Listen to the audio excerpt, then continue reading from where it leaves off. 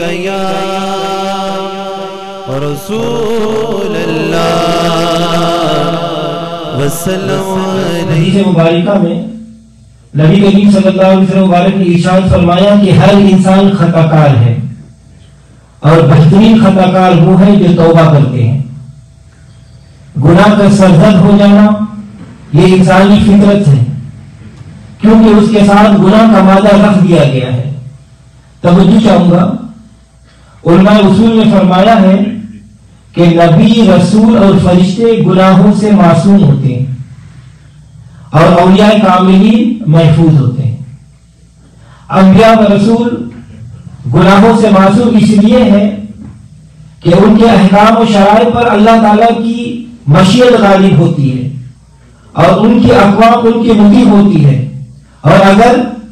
رہنما ہی گنہگار ہو تو پھر قوم کا کیا بنے گا؟ پھر رسول کی اطاعت خدا کی اطاعت ہوا کرتی ہے، جیسا کہ اللہ تعالیٰ قرآن پاک میں ارشاد فرماتا ہے من یطع الرسول فقد اطاع اللہ، کہ جس نے رسول کی اطاعت کی پس تحقیق اس نے اللہ کی اطاعت کی. اور رسول کا ہر کام وحی الہی سے ہوا کرتا ہے، جیسا کہ اللہ تبارک و تعالیٰ قرآن پاک میں ارشاد فرماتا ہے وَمَا يَنطِقُ عَنِ الْهَوَىٰ إِنْ هُوَ إِلَّا وَحْيٌ يُوحَىٰ، اور وہ رسول اللہ خواہش نفسانی سے نہیں بلکہ وحی الہی سے فرماتے ہیں. اسی لیے میرے سرکار اعلیٰ حضرت عظیم البرکت مجدد دین و ملت شاہ احمد رضا خان فاضل بریلوی رحمۃ اللہ علیہ فرماتے ہیں وہ دہن جس کی ہر بات وحی خدا، وہ دہن جس کی ہر بات وحی خدا، چشمہ علم و حکمت پہ لاکھوں سلام. لہذا وہ گناہوں سے معصوم ہوتے ہیں بلکہ ان کے سبب سے دوسروں کو گناہوں کی معافی ملتی ہے.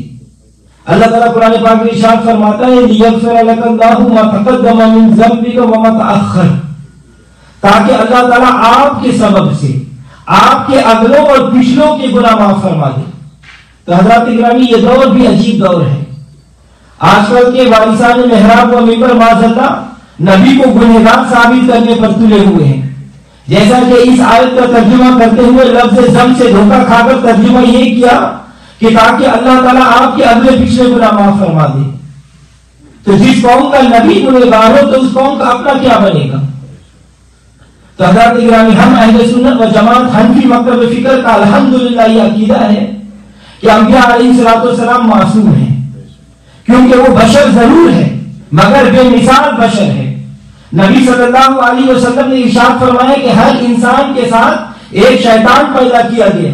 تو صحابہ اکرام رضوان اللہ تعالی عنہم اجمعین نے عرض کیا یا رسول اللہ صلی اللہ علیہ وسلم کہ آپ کے ساتھ بھی پیدا کیا گیا؟ تو آپ صلی اللہ علیہ وسلم نے فرمایا کہ میں نے اپنے شیطان کو مسلمان کر لیا. نہایت ہی توجہ طلب بات ہے کہ جس آقا علیہ الصلوۃ والسلام کا شیطان ہمارے شیطانوں جیسا نہیں، وہ آقا خود ہمارے طرح کس طرح ہو سکتا ہے؟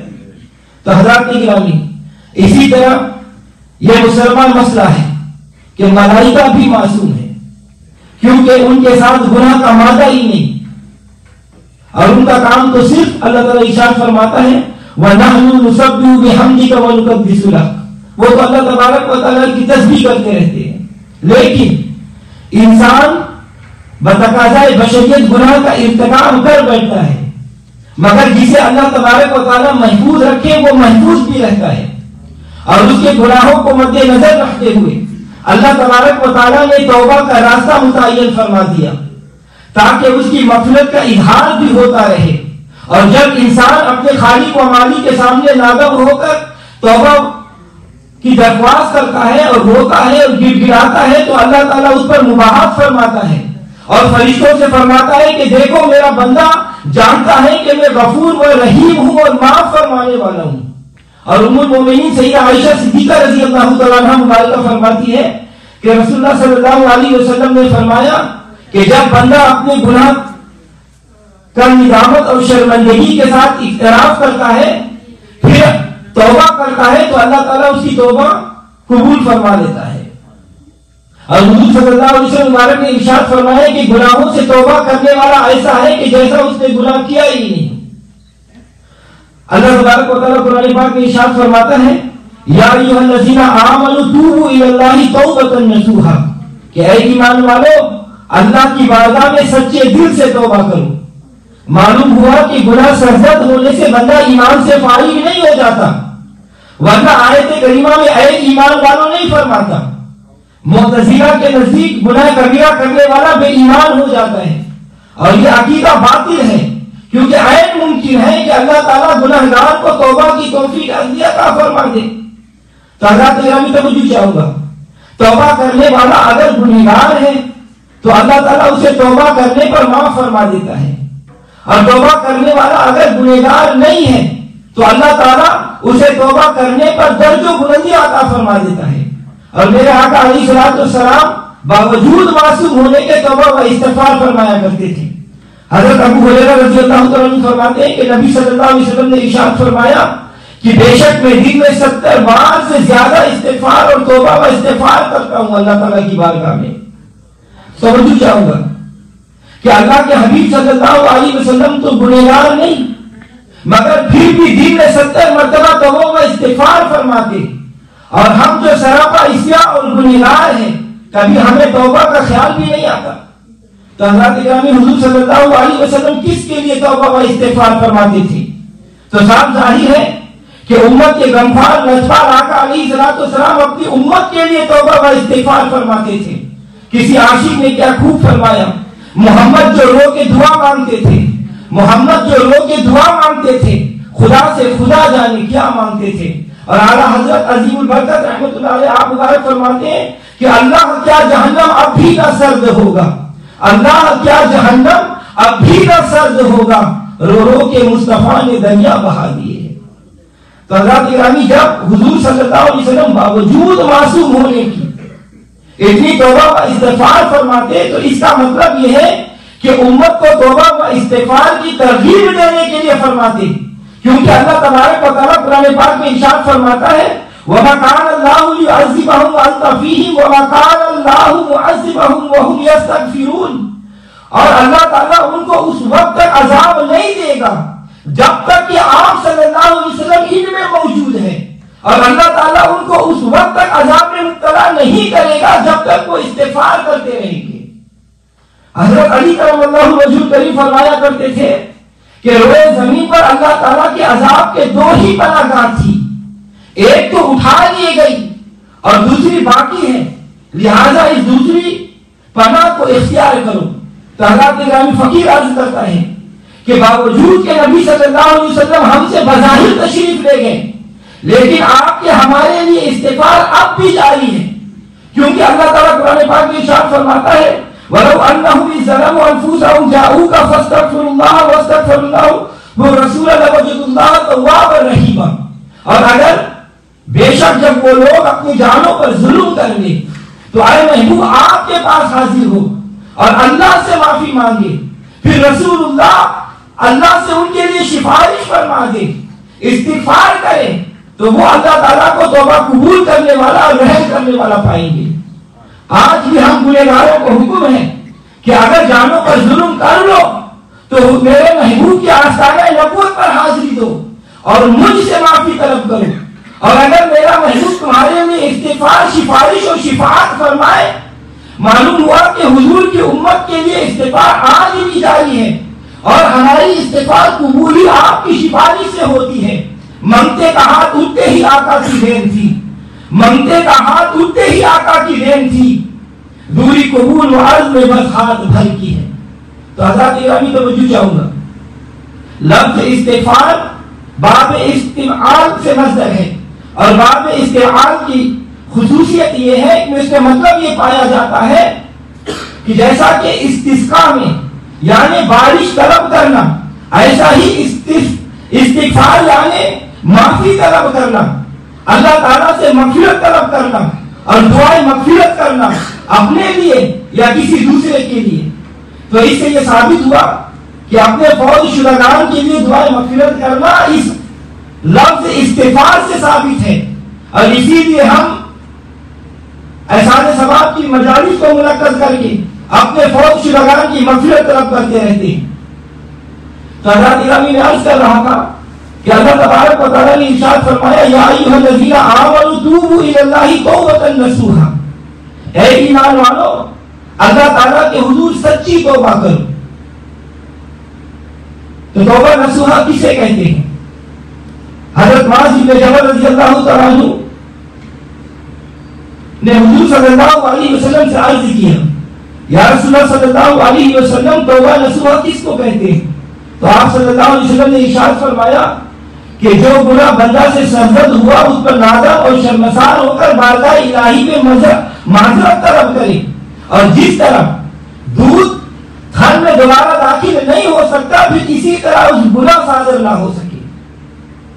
اور امام لوزی رحمۃ اللہ علیہ فرماتے ہیں کہ سچی توبہ وہ ہے جس میں تین چیزیں پائی جائیں، یعنی پہلا اس گناہ کو ترک کر دے، دوسرا جو گناہ کر بیٹھا ہے اس پر دل سے ندامت اور شرمندگی محسوس کرے، اور تیسرا پختہ عزم کر لے کہ پھر یہ گناہ نہیں ہوگا۔ اور حضرت سیدنا علی کرم اللہ وجہہ الکریم نے ایک عربی کو سنا کہ وہ کہہ رہا تھا، اللہم انی استغفرک واتوب الیک، یا اللہ میں تجھ سے مغفرت طلب کرتا ہوں اور تیرے حضور توبہ کرتا ہوں۔ تو حضرت علی کرم اللہ وجہہ الکریم نے فرمایا کہ اے عربی، یہ تو جھوٹوں کی توبہ ہے۔ تو عربی نے عرض کیا کہ حضور سچوں کی توبہ کیا ہے؟ تو حضرت علی رضی اللہ عنہ نے فرمایا کہ جس توبہ میں یہ 6 چیزیں پائی جائے وہ سچوں کی توبہ ہوتی ہے۔ پہلا کہ جو گناہ پہلے ہو چکے ہیں ان پر ندامت، اور دوسرا جو فرض ادا نہیں ہوئے ان کی قضا، تیسرا کسی کا حق غصب کیا ہے تو اسے لوٹا دے، چوتھا جس کے ساتھ لڑائی جھگڑا کیا ہے اسے معافی لے لے، اور پانچواں پختہ عزم کر لے کہ آئندہ گناہ نہیں کرے گا، اور چھٹا جس طرح پہلے تو نے اپنے نفس کو بدکاریوں سے فرما کیا ہے تو آپ اطاعت الہی میں اس کو گلا دے۔ تو حضرات اکرامی اگر ایسی توبہ ہو گئی تو پھر مردہ خداوندی سنیے، اللہ تعالیٰ قرآن پاک میں ارشاد فرماتا ہے کہ قریب ہے تمہارا رب دور کر دے گا تم سے تمہاری برائیاں اور تمہیں داخل کرے گا ایسے باغات میں جس میں نہریں جاری ہوں گی، اور اس روز رسوا نہیں کرے گا اللہ تعالیٰ اپنے نبی کو اور ان لوگوں کو جو ان کے ساتھ ایمان لائے۔ اس روز ان کا نور ایمان دوڑتا ہوگا ان کے آگے آگے اور ان کے دائیں جانب، اور وہ عرض کریں گے کہ اے ہمارے رب مکمل فرما دے ہمارے لیے ہمارا نور اور بخش دے ہمیں، بے شک تو ہر چیز پر پوری طرح سے قادر رکھتا ہے۔ تو تم نے جن گناہوں پر ندامت محسوس کی وہ ختم کر دیے جائیں گے، تمہیں جتنی جنتی بنا دیا جائے گا، اور ان کے نہروں کی موجیں تمہاری منتظر ہوگی، تمہارے لیے نبی استغفار فرماتے رہیں گے، لہذا اس یوم قیامت میں شفاعت مصطفی سے اس کی شان دکھائی جائے گی، اور جو اس محبوب پر دل و جان سے ایمان لائے ان کو اذن شفاعت دے کر ان کی بھی عظمت کو دوبارہ کر دیا جائے گا، اور ان کے ایمانوں کی روشنیاں ان کے آگے آگے اور ان کے دائیں طرف دوڑ دوڑ کر ان کی امتیازی حیثیت ظاہر کر رہی ہوگی۔ تو حضرات اکرامی توجہ چاہوں گا، کیا کبھی ہم نے کبھی نماز چھوڑنے پر ندامت محسوس کی ہے؟ کیا ہم نے کبھی روزے چھوڑنے پر شرمندگی کا احساس کیا ہے؟ کیا ہم گناہ کو سامنے رکھ کر کبھی شرمندہ ہوئے ہیں؟ اور اگر کبھی کسی اللہ والے نے ہمارے ضمیروں کو جھنجھوڑا تو وقتی طور پر ہم نادم ہوئے، اور جب ان کی مجلس سے اٹھے باہر نکلے تو پھر وہی گناہ اور ہم گنہگار، تو کیا اسے توبہ کہتے ہیں؟ مگر وہ ستار العیوب ہم پر کتنا مہربان ہے، وہ ان سب باتوں کے باوجود ہمیں معاف فرما دیتا ہے۔ حضرت ابو ہریرہ رضی اللہ عنہ کہتے ہیں کہ نبی صلی اللہ علیہ وسلم مبارک نے ارشاد فرمایا، بخاری شریف کی حدیث ہے کہ اسی امت میں یا گزشتہ امتوں میں سے ایک بندے نے گناہ کیا، پھر کہنے لگا کہ اے میرے پروردگار میں نے گناہ کیا ہے تو میرے اس گناہ کو بخش دے۔ تو اللہ تعالیٰ نے فرشتوں سے فرمایا کہ اے فرشتوں، کیا میرا یہ بندہ جانتا ہے کہ اس کا ایک پروردگار ہے کہ جس کو چاہتا ہے اور جب چاہتا ہے اس کے گناہ کو بخش دیتا ہے، اور جس کو چاہتا ہے اور جب چاہتا ہے اس کے گناہ پر مؤاخذہ کرتا ہے، تو جان لو کہ میں نے اس بندے کو بخش دیا۔ تو وہ بندہ کچھ مدت تک جب تک اللہ نے چاہا اس گناہ سے وہ رکا رہا، اور اس کے بعد پھر اس نے گناہ کیا، پھر عرض کیا کہ اے میرے پروردگار میں نے گناہ کیا ہے تو میرے اس گناہ کو بخش دے۔ اللہ تعالیٰ فرشتوں سے فرماتا ہے اے میرے فرشتوں، کیا میرا بندہ یہ جانتا ہے کہ اس کا ایک پروردگار ہے جو گناہ کو بخشتا ہے اور ان پر مواخذہ کرتا ہے؟ اے فرشتوں میں نے اس بندے کو بخش دیا۔ وہ بندہ کچھ مدت تک پھر جب تک اللہ نے چاہا وہ گناہ سے باز رہا، اس کے بعد پھر اس نے گناہ کیا، پھر عرض کیا اے میرے پروردگار میں نے گناہ کیا ہے، تو میرے اس گناہ کو معاف فرما دے۔ اللہ تعالیٰ نے فرشتوں سے فرمایا کہ اے میرے فرشتوں، کیا میرا بندہ یہ جانتا ہے کہ اس کا ایک پروردگار ہے جو گناہ کو بخشتا ہے، اس پر مواخذہ بھی کرتا ہے؟ تو اے میرے فرشتوں گواہ رہنا کہ میں نے اپنے اس بندے کو بخش دیا۔ تو حضرات گرامی، اللہ تعالیٰ توبہ قبول کرنے والا اور توبہ کرنے والے کو پسند فرماتا ہے۔ اللہ تعالیٰ فرماتا ہے ان اللہ یحب التوابین، کہ بے شک اللہ تعالیٰ توبہ کرنے والوں کو پسند فرماتا ہے۔ انہ هو التواب الرحیم، بے شک وہ اللہ تعالیٰ وہی توبہ قبول فرمانے والا اور نہایت رحم فرمانے والا ہے۔ اسے بندوں سے تو پیار ہے مگر گناہ سے نفرت ہے، اسی لیے ہمیں توبہ و استغفار کرتے ہی رہنا چاہیے اور اس سے گناہوں سے بچنے کی توفیق مانگتے ہی رہنا چاہیے، اور پھر ہمیں بھی اس کی مخلوق سے تو پیار کرنا چاہیے اور گناہوں سے نفرت کا اظہار کرنا چاہیے۔ تو حضرات گرامی، حضرت شیخ سعدی شیرازی رحمۃ اللہ علیہ آپ مبارک فرماتے ہیں کہ میں بیت اللہ شریف کے پاس کھڑا تھا، میں نے دیکھا کہ ایک نقاب پوش آیا اور کعبۃ اللہ کی چوکٹ پر سر رکھ کر رونے اور اپنے گناہوں پر کی گر گرا کر معافی مانگنے لگا۔ تہجد کے وقت بھی میں نے اسے روتے ہوئے دیکھا، فجر کے وقت بھی میں نے اسے روتے ہوئے دیکھا، ظہر کے وقت بھی میں نے اسے روتے ہوئے پایا، عصر کے وقت بھی میں نے اسے روتے ہوئے دیکھا، مغرب کے وقت میں نے اسے روتے ہوئے دیکھا، عشاء کے وقت بھی میں نے اسے روتے ہوئے دیکھا۔ میں نے دل میں یہ خیال کیا کہ کس قدر گریہ کرنے والا اور گناہوں سے توبہ کرنے والی شخصیت کون ہے، معلوم تو کروں۔ میں اس خیال سے اس کی جانب چلا تو وہ اٹھ کر تیزی سے واپس چلنے لگا، جیسے کہ وہ میرے دل کی بات سے آگاہ ہو گیا ہو۔ میں تیزی سے چلا اور جا کر ان کا دامن پکڑ لیا اور پوچھا کہ حضور آپ کون ہیں؟ تو انہوں نے اپنا نقاب اٹھایا اور فرمایا انا عبد القادر جیلانی، کہ میں عبد القادر جیلانی ہوں۔ اللہ اکبر! حضرات گرامی ذرا توجہ چاہوں گا، یہ شیخ عبد القادر جیلانی کون ہے جو حسنی اور حسینی سید ہے؟ یہ شیخ عبد القادر جیلانی کون ہے جو غوث الاغواث ہے؟ یہ شیخ عبد القادر جیلانی کون ہے جو تمام ولیوں کے امام ہے اور جن کا یہ ارشاد ہے قدم حاضی علی رقبۃ کل ولی اللہ، کہ میرا یہ قدم ہر ولی کی گردن پر ہے، اور جنہوں نے 15 سال کامل عشاء کی وضو سے فجر کی نماز ادا کی ہے، حضرات گرامی وہ غوث اعظم تو اس قدر گریہ وزاری فرما کر توبہ و استغفار کرتے ہیں، اور ہم کس کھیت کے مولی ہیں کہ جب کبھی توبہ و استغفار کا ہمیں تصور بھی نہیں ہوتا، خیال بھی نہیں آتا۔ تو حضرات گرامی، 3 گروہ ایسے ہوں گے جو میدان محشر میں شفاعت کریں گے۔ حضور صلی اللہ علیہ وسلم نے ارشاد فرمایا الانبیاء العلماء الشہداء، انبیاء بھی شفاعت کریں گے، علماء بھی شفاعت کریں گے اور شہداء بھی شفاعت کریں گے، اور پھر رمضان اور قرآن بھی تمہاری شفاعت کریں گے۔ روز محشر قرآن قیامت کے دن شفاعت کریں گے۔ قرآن بارگاہ الہی میں عرض کرے گا کہ یا اللہ، سخت گرمیوں میں، گرمی کی شدت میں دن رات یہ شخص مجھے تلاوت کرتا رہا، اب یا تو فرمایا جائے کہ میں تیری کتاب نہیں ہوں، یا پھر اسے میرے ساتھ جنت میں بھیج دیا جائے۔ اور روزہ بارگاہ الہی میں عرض کرے گا کہ یا اللہ، سخت سردیوں کی ٹھنڈی ٹھنڈی راتوں میں یہ شخص اٹھتا اور صحیح کھاتا اور پھر سارا دن میرے احترام میں کچھ نہیں کھاتا پیتا، یا اللہ اب تو یہ فرمایا جائے کہ میں تیرے دین کا اہم رکن نہیں ہوں، اور اگر میں واقعی دین کا اہم رکن ہوں تو اے اللہ اسے میرے ساتھ جنت میں بھیج دیا جائے۔ اور اہل اللہ بھی شفاعت کریں گے، اللہ کے ولی بھی شفاعت کریں گے۔ حدیث میں آتا ہے کہ ایک اللہ والے بزرگ اپنی ایک لائن میں موجود ہوں گے اور ایک آدمی آ جائے گا اور کہے گا کہ حضور کیا آپ نے مجھے پہچانا؟ وہ کہے گا کہ نہیں، آپ کون ہیں؟ تو وہ کہیں گے کہ آپ کو وضو کے لیے پانی کی ضرورت تھی تو میں نے آپ کو پانی دیا تھا۔ اتنے میں ایک اور آدمی آ جائے گا، وہ عرض کریں گے اے حضور کیا آپ نے مجھے پہچانا؟ تو وہ اللہ کا ولی کہیں گے کہ نہیں، تو کون ہے؟ تو وہ عرض کرے گا کہ حضور دنیا میں آپ کو پیاس کی سخت شدت تھی، میں نے آپ کو پانی دیا تھا، پانی پلایا تھا۔ تو اللہ تعالیٰ کا ولی ان کی شفاعت کر کے اسے جنت میں داخل کرے گا۔ تو حضرات گرامی، یہ ہے استغفار یعنی شفاعت کا مفہوم، جسے یہ جوہرہ معتزلہ انکاری ہے، لہذا ہمیں کثرت سے توبہ و استغفار کرنی چاہیے تاکہ ہم ان شفاعت کرنے والوں کے پیچھے پیچھے جنت میں چلے جائیں۔ اللہ تعالیٰ قرآن پاک میں ارشاد فرماتا ہے یوم ندعو کل اناس بامامہم، جس دن تمام لوگوں کو ان کے امام کے ساتھ بلائیں گے۔ آپ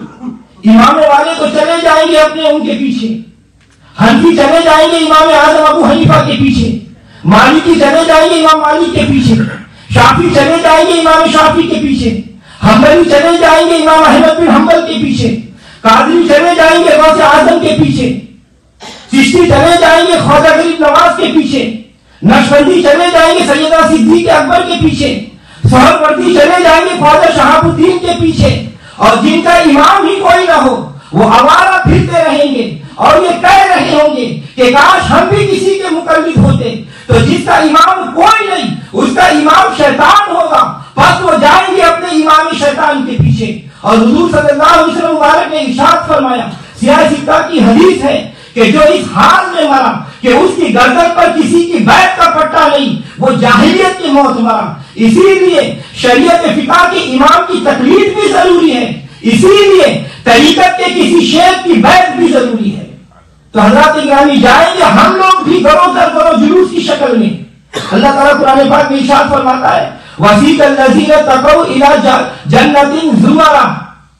اور چلایا جائے گا متقی لوگوں کو جنت کی طرف گروہ در گروہ۔ اور ان کے متعلق بھی اللہ تعالیٰ نے فرمایا وَسِيقَ الَّذِينَ كَفَرُوا فِي جَهَنَّمَ زُمَرًا، اور چلایا جائے گا کافروں کو جہنم کی طرف گروہ در گروہ۔ اس وقت جلوس ان منکرین جلوس کو بھی نکالنا پڑے گا جو آج اسے بدعت کہتے ہیں۔ اسی لیے میں گزارش کرتا ہوں کہ آئیے جان جانے سے پہلے، گرگرا آنے سے پہلے، توبہ کا دروازہ بند ہونے سے پہلے اپنے لیے سب کے لیے توبہ و استغفار کو لازم کر لو۔ یقیناً اس توبہ و استغفار سے اللہ تبارک و تعالیٰ بہت خوش ہوتا ہے اور معافی عطا فرما دیتا ہے۔ آئیے اپنے گناہوں پر نادام ہو کر دربار الہی میں گر گرائے اور پچھلے گناہوں کی معافی طلب کر لیں۔ اس سانس کا کوئی بھروسہ نہیں، نہ جانے روح کب جسم انصری سے پرواز کر جائے۔ اس وقت جب حلق میں جان آ جائے گی تو توبہ نہیں کر سکو گے۔ تو اے اللہ تبارک تعالیٰ کی بارگاہ میں دعا کریں کہ اے اللہ اپنے حبیب صلی اللہ علیہ وسلم کی حرمت اور عزت کا صدقہ یا اللہ ہمیں معاف فرما دے۔ یا اللہ رمضان مبارک کے آنے سے پہلے پہلے مولا ہم سب کی توبہ اپنی بارگاہ میں قبول فرما۔ اللہم اجعل فی قلبی نورا وفی بصری نورا وفی سمعی نورا وعن یمینی نورا وعن شمالی نورا ومن خلفی نورا ومن امامی نورا واجعلنی نورا وفی عصبی نورا وفی لحمی نورا وفی دمی نورا وفی شعری نورا وفی بشری نورا وفی لسانی نورا واجعل فی نفسی نورا وأزل لي نورا واجعل من فوقي نورا ومن تحتي نورا اللهم آتني نورا اللهم آتني نورا اللهم إنا نسألك فعل الخير وترك المنكر وحب المساكين وأن تغفر لي وترحمني وإذا أردت فتنة في قومي فتوفنا غير مفتون وأسألك حبك وحب من يحبك وهو عمل يقرب الى حبك غریبا یا رسول اللہ غریبا ندارم در جہاں جفتو حبیبا بری لازم کے ہستم امتی تو گنہگارم ولیکن خوش نصیبم وما علینا